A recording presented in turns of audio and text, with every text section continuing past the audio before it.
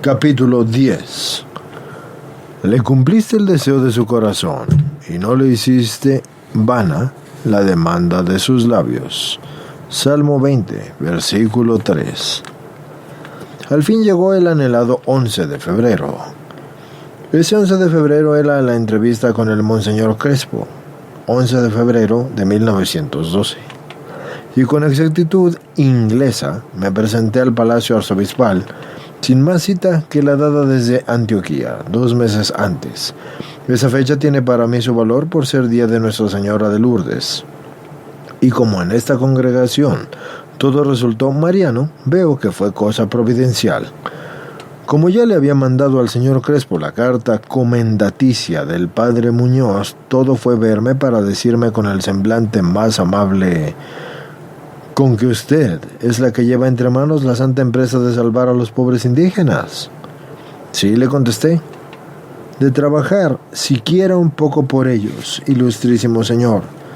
Pues yo», me dijo, «recibo esa obra con alma, vida y corazón». Casi no se detuvo a oír mis planes.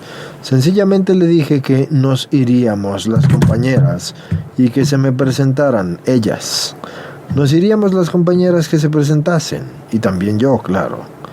Y con lo que se pudiera nos iríamos en materia de los recursos, porque nos quedaría en último caso el de sacarle a la tierra con nuestros esfuerzos el pan que escasamente íbamos a comer, y que nos propondríamos una regla de perfección muy ajustada, porque habíamos de parar en el cielo con los indígenas, que para no resultar casadas con ellos haríamos un voto de castidad de pura devoción, y para no caer en la tentación de negociar con los indígenas haríamos también el voto de pobreza de la misma manera, y para no desbandarnos y trabajar así ordenadamente, haríamos también el voto de obediencia, que según el consejo del reverendo padre Gámero, llevaríamos un hábito para inspirar el respeto a los mismos indígenas y que asimilaríamos nuestra vida a la de los salvajes, en cuanto a la decencia lo permitiese, con el fin de acercarlos a Dios, porque siempre había creído que superarlos en nuestra manera de vivir era alejarlos. A todo esto él me oyó en silencio y luego dijo: «Sea como quiera, yo la apoyaré siempre, y cuando escaseen los dineros de la diócesis, me queda mi bolsillo, que no es escaso, y que pongo a sus órdenes». Así que no llevé al principio sino 4 compañeras, que sean propias para ser después superioras. Lo único que me falta era un sacerdote, pero Dios no ha de faltarnos. Con eso salí bendiciendo a Dios y con el propósito de volver a Él a los 2 días, a ver qué había pensado al respecto el sacerdote. ¿Y qué había pasado de hecho? Cualquiera que hubiera oído ese plan habría dicho que mi intento era fundar una comunidad religiosa, pero a mí no me pasó por la mente. Ni sé si al señor Crespo siquiera se le ocurriría. Quizás, si no me hubiera cerrado el entendimiento al respecto, pues al decirme que llevara compañeras propias así para superioras, a cualquiera se le hubiese ocurrido que me hubiera yo amedrentado y que hubiera quedado sin fuerzas para la empresa. Pero pues Dios había de cogerme como a la traición. Así que salí convencida que jamás pasaríamos de ser unas señoras enseñando a los indígenas y llevando una vida de perfección. Y por esto creo que a los fundadores los ha cogido Dios así, porque yo no creo que nadie se sienta con fuerzas de fundador. Es que los caminos de Dios son siempre ocultos para los hombres, y aunque uno los abra, siempre los hace como ciego. El día 13 del mismo mes volví a presentarme al Palacio Arzobispal, y ya al saludarme el señor Crespo me llamó madre. No me estremecí, como hubiera habido de hacerlo, porque bueno, pues lo creí broma. Le contesté: «Sí, madre del monte», y él se rió, pero no volvió a darme otro título. En esta vez me dijo que iba a escribirle al señor cura de Dabeiba, a ver si quería recibirnos y administrarnos los sacramentos. Así que me ordenó además que yo le escribiese también. Antes de hacerlo me dirigí a una señora de Dabeiba. La señora en cuestión, estimados escuchantes, es Beatriz Betancourt de Arango, esposa de don Joaquín Arango, padres de dos religiosas misioneras, las hermanas Teresa, que se llama María de la Mercedes, y Alicia Arango, que se llama María de Betania. Primera maestra de novicias en el Pital. Esta familia tenía una finca en el sitio, cerca de Dabeiba, que a la sazón se encontraba en Medellín. Como saben, escuchantes, estábamos hablando de que antes de hacerlo me dirigí a una señora de Dabeiba, que a la sazón se encontraba en Medellín, con el fin de informarme de Dabeiba. Esa señora me dio los informes más desconsoladores y me dijo que los indígenas eran sus vecinos en una finca y que eran tan temibles que ella y sus hijas no se atrevían a pasar por sus tierras, y que algunos servían de peones a su marido y que ella trataba de enseñarles algo, pero que en muchos años que llevaba de querer darles la idea de Dios, no había logrado que les pasara ni la más remota idea de Él, y que ella creía inútil todo lo que se hiciera por ellos, pero que de ningún modo quería desanimarme y que intervendría con su marido para que nos ayudara en cuanto estuviese a su alcance, y que volviéramos cuando él estuviera en la casa para que yo tratara con él.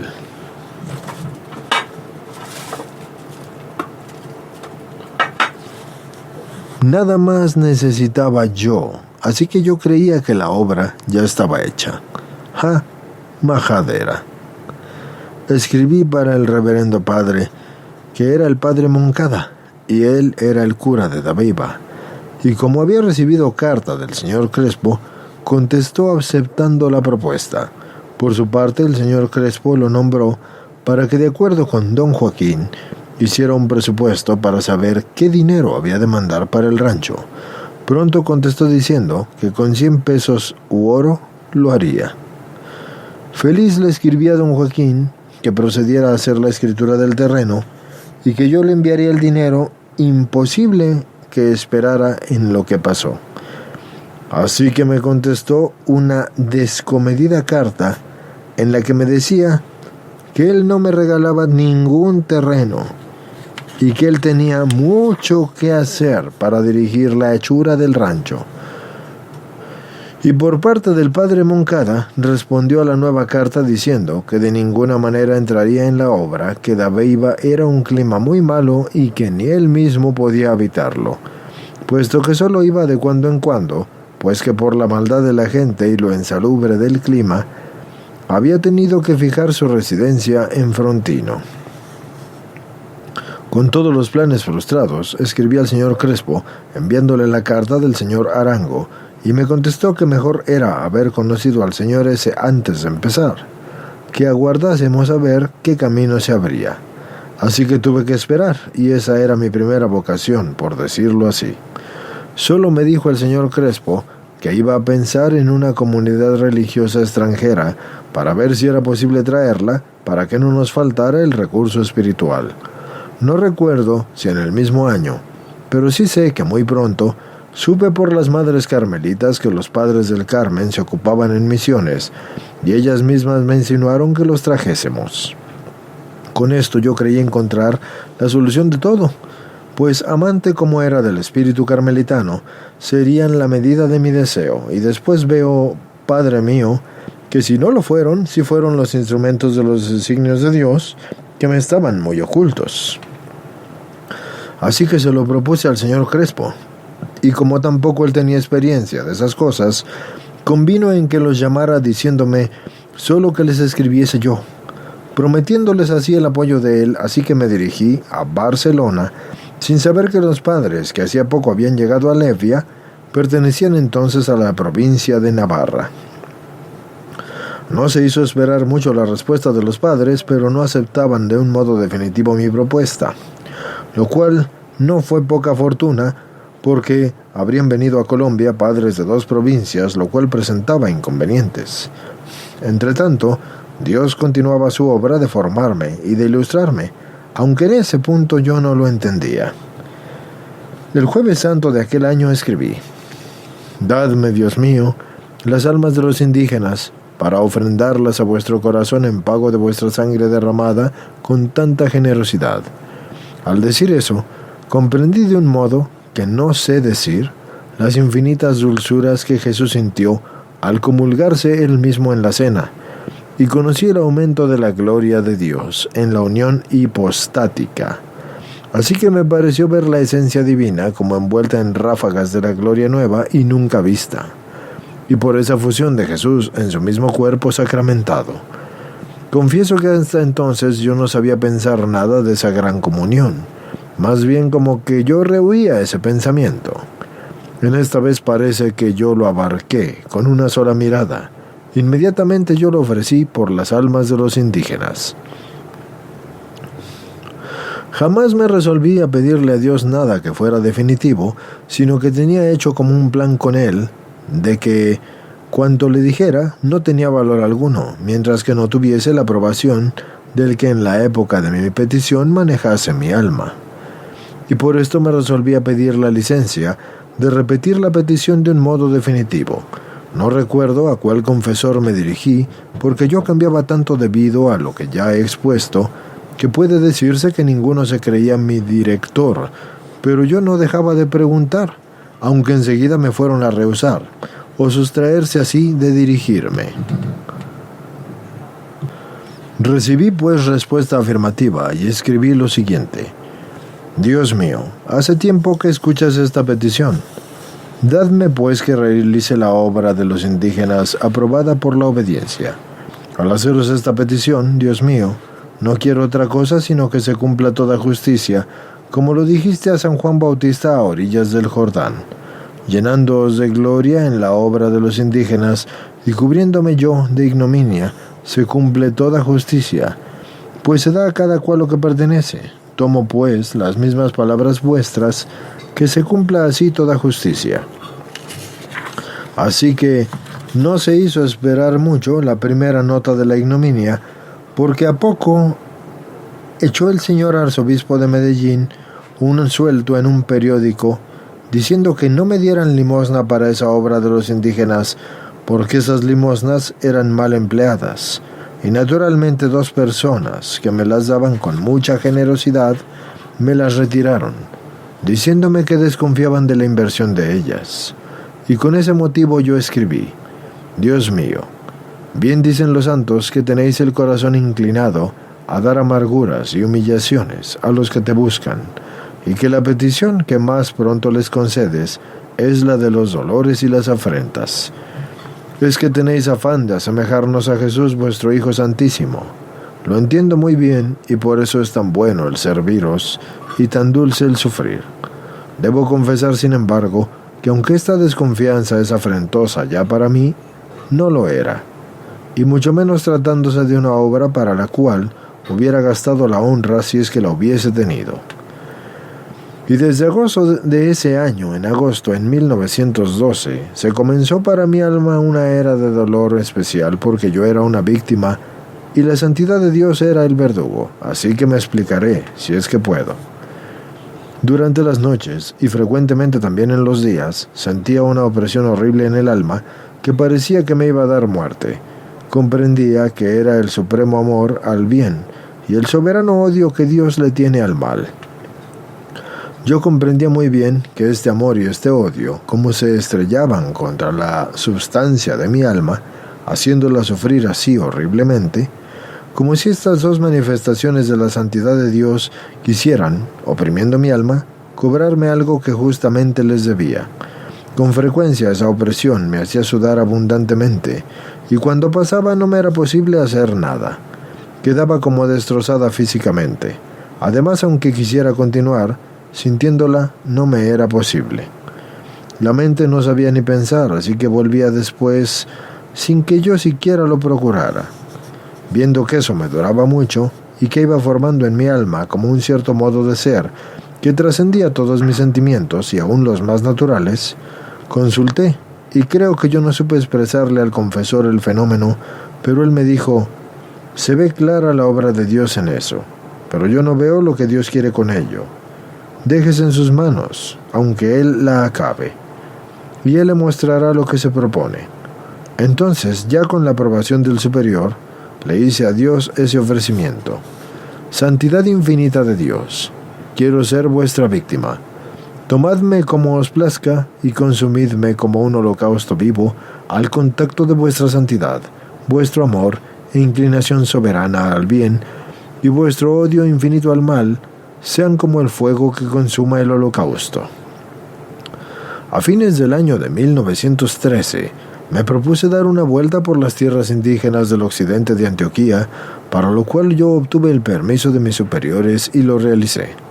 Cuando emprendí ese viaje, ya el ilustrísimo señor Crespo se había encontrado en Bogotá, con el padre provincial de los carmelitas que estaba en Leiva, y había arreglado con él para que viniera a Medellín a ponerse de acuerdo conmigo acerca de la obra.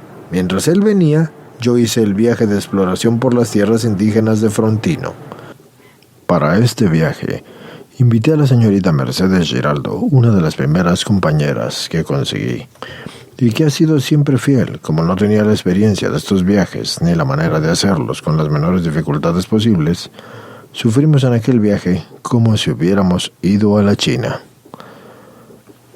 Monté así mi voluminosa humanidad en una mula, de todo punto incapaz de cargarme, con una montura hecha como para una persona que fuera de la mitad de mi volumen.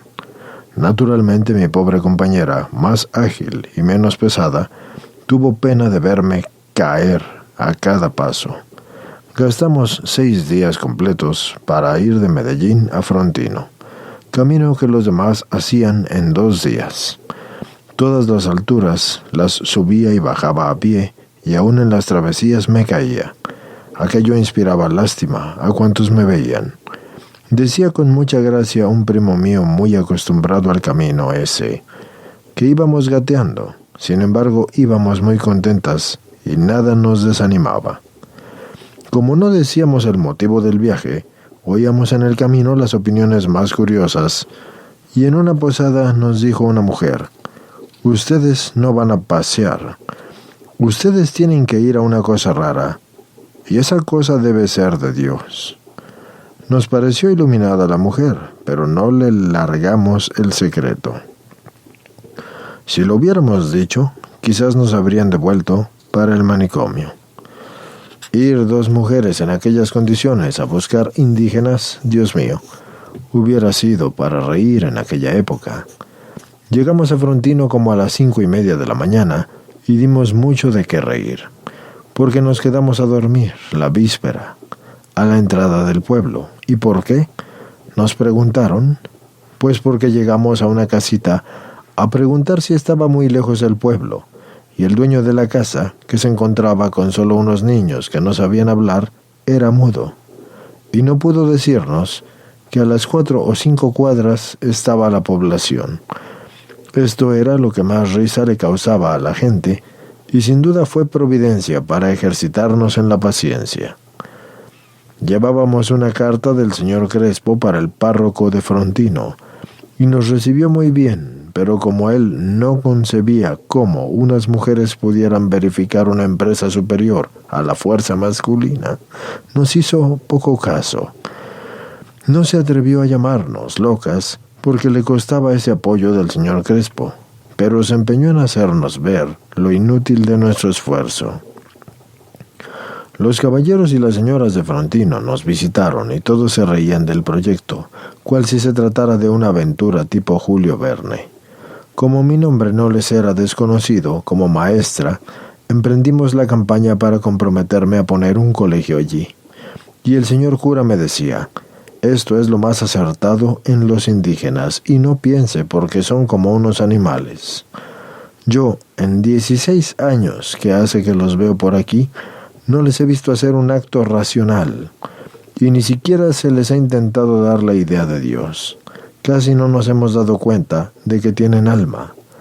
Arreglen lo del colegio y cuenten con toda clase de apoyo.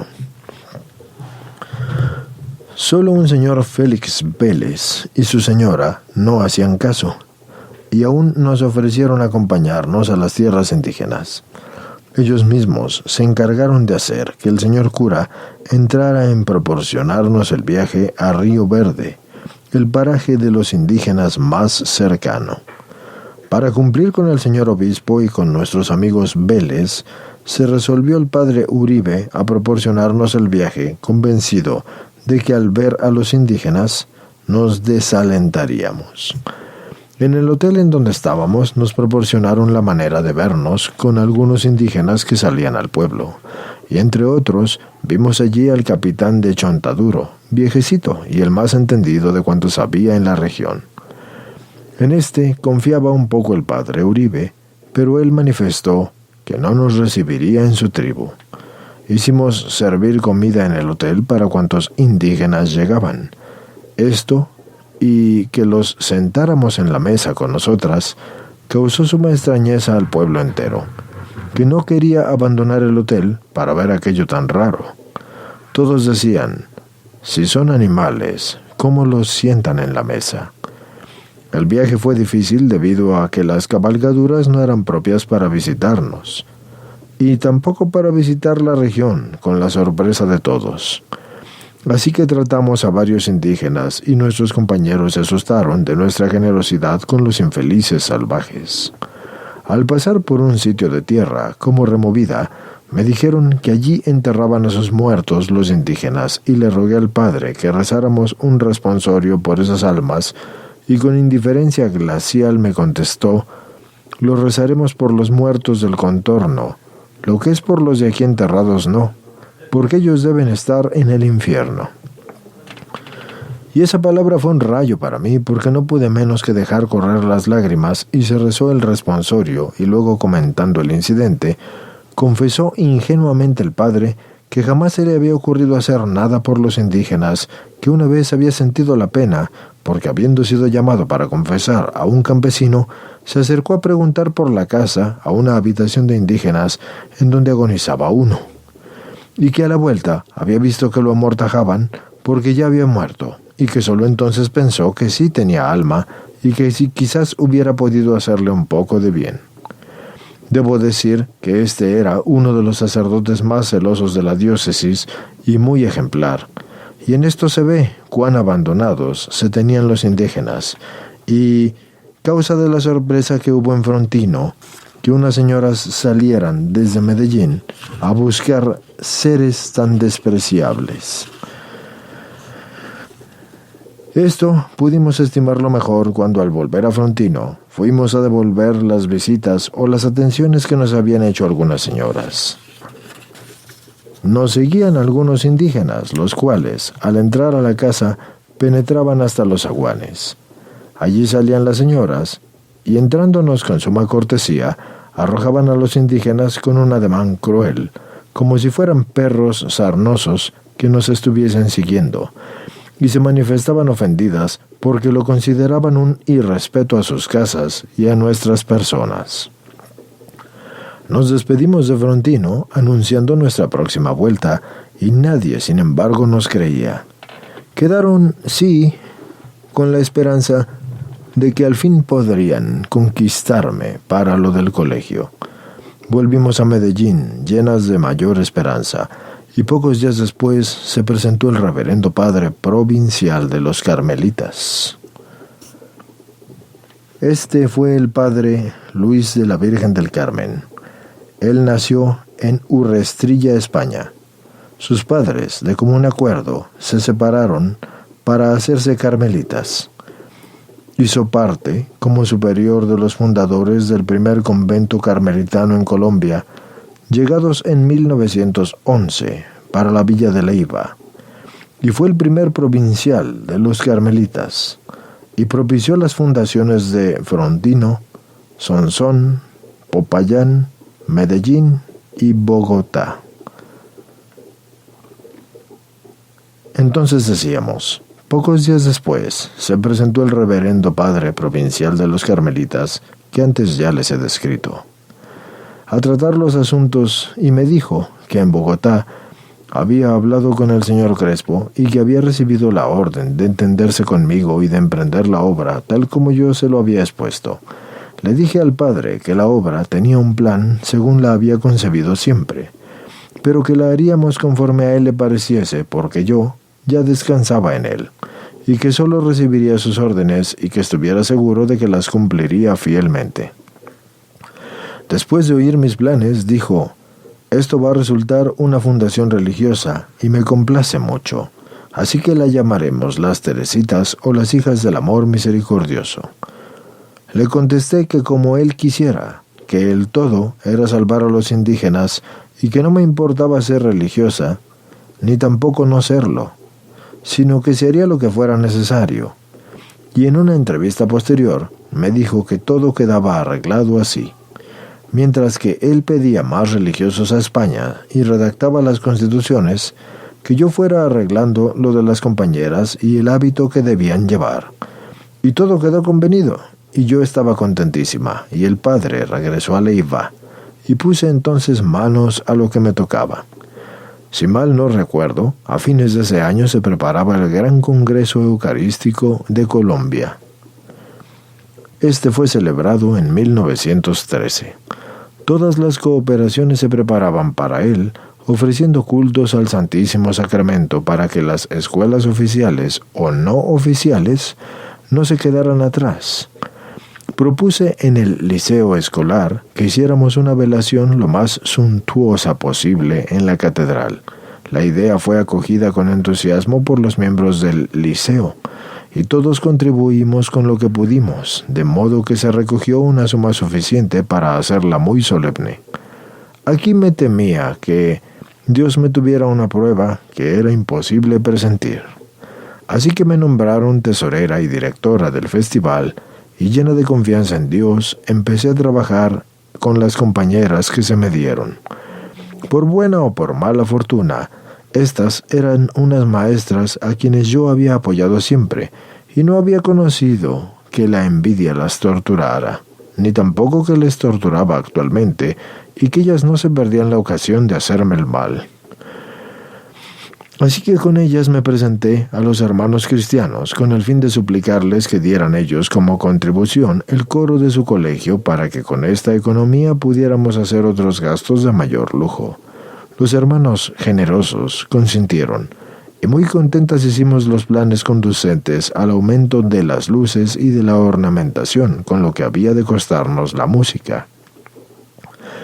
Las compañeras se mostraban tan satisfechas del plan como yo, pero mientras tanto tramaban ante la gobernación y el capítulo metropolitano, con quien había de contar por ser en la catedral la función, estaban tramando la manera de hacerme quedar mal, y dijeron que yo, para quedarme con el dinero, estaba consiguiendo todo lo necesario para la velación de limosna. Y sin enterarme yo de nada, fui condenada por tan respetables entidades. Así que eso fue un verdadero conflicto. No conocía yo la trama, pero notaba que de parte de la gobernación venían a hacerme preguntas que no comprendía. Y por otra parte, un sacerdote del capítulo me hacía saber las cosas. Y como todos estaban viendo cómo defendían el dinero, pues entonces, pasada la función, un alto empleado se presentó a tomarme las cuentas. Por fortuna yo había tenido la precaución de pedir los recibos a cuantos se les había comprado cosas para la fiesta, así como también a los sacerdotes encargados de hacer los oficios sagrados, así que las cuentas dejaron satisfechos a los superiores competentes. Pero como ya la calumnia había sido echada a los cuatro vientos, no fue posible recogerla y nadie pensó en ello. Quedé pues ante el público, sindicada por un robo de 180 pesos oro. Y por fortuna, como estaba acostumbrada a esas cosas, no sufrí gran cosa, pero Carmelita, mi hermana, sí sufrió hasta casi costarle la vida. Las compañeras siguieron siendo en la escuela, pero eran sumamente corridas las pobres. Continué dándoles mi amistad, pero ellas avergonzadas ya no la aceptaron. Varios sacerdotes quedaron muy convencidos de que los 180 pesos oro habían sido hurtados para la obra de los indígenas.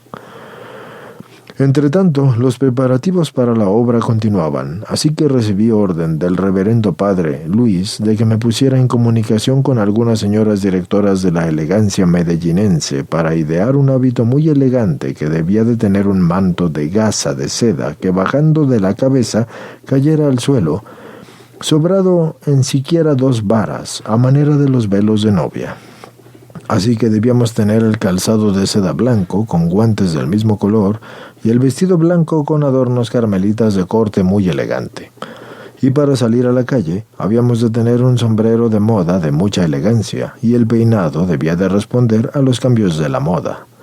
Y no habían de entrar sino señoritas de alta sociedad con una dote muy crecida y según las constituciones que ya habían redactado el padre, debíamos de vivir en una buena sociedad e iríamos como la palomita de Noé a llevar la oliva de la paz a regiones salvajes. Esas son las palabras del padre. Y entonces no se hablaba de los indígenas, sino de todo esto. Todo lo demás resultaba en que las hijas del amor misericordioso serían unas buenas señoras cumpliendo una regla cómoda y elegante. Recibí orden de retratar a una señora con ese hábito y de mandárselo al reverendo padre para ver si es que le gustaba, y cada semana recibía cartas con urgencia grande, sin otro tema que el vestido de las Teresitas. Claramente yo veía que esto se apartaba mucho del espíritu del Evangelio, pero jamás me permití calificarlo de malo, así que me explicaba los deseos del reverendo padre como los hijos de su caridad hacia los grandes, y me decía yo a mí misma, es que quieren atraer a los grandes con lazos del mundo y después atraerlos por las vías de la perfección. Y así pasé mucho tiempo cumpliendo órdenes del reverendo padre y le mandé el retrato que me había pedido y contestó admirado y satisfecho de tanta elegancia. En 1913, después de retirada a mi pieza e inmediatamente después de apagar la luz, vi que se iluminaba lentamente un ángulo de la pieza. Tan luego como estuvo iluminada, apareció en el aire, pero contra la pared, un anciano, cuyas facciones pude mirar con mucha claridad. Ahora mismo pudiera describirlo. Sudaba mucho y estaba pálido, los labios lívidos y muy delgados. Arrodillado en el aire, se fue acercando hasta el borde de mi cama. No me habló, pero me indicó, no sé cómo, que sufría mucho, a la vez que me señalaba con la mano un sitio al lado de la cama. Comprendí que tenía algo allí y que era el motivo de sus sufrimientos. Así que me levanté y coloqué un papel como señal del sitio indicado por el anciano, el cual me miraba como aprobando lo que hacía, y luego le dije, mire, ya señalé, y mañana buscaré lo que allí tiene. Pero váyase pronto, antes de que me dé miedo. Con esto, la túnica blanca que vestía se puso más blanca, y los labios tomaron el color natural, así como el grueso ordinario. Dejó de sudar, y con semblante de agradecimiento y ya sin la amargura que antes mostraba, se fue levantando del mismo modo que bajó, y por el mismo lado de la pieza desapareció. La pieza entonces quedó como antes, en completa oscuridad, así que encendí la luz y me fijé mejor en el sitio para no confundirlo, contando los ladrillos que había de parte de la cama al sitio señalado por el viejecito.